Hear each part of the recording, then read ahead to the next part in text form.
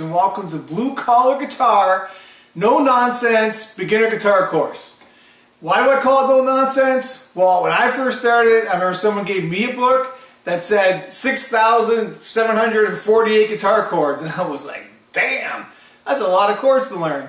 Well, I'm here to tell you, I'm going to show you 12 chords, and in those 12 chords, you're going to be able to play 98% of any songs you've ever heard, no problem. I'm going to show you one scale.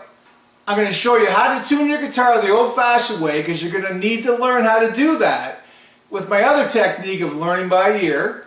Don't worry, it's not too hard, and don't worry, you can still use your tuners. I'm going to talk about mistakes that beginners make that will make it way harder on themselves, so we're going to bypass all that crap. And we'll go over some practicing, what to do when you practice. If you practice every day, you will have this. Yes, at first, it's challenging. I remember I used to have to use this hand to move my finger where I needed it.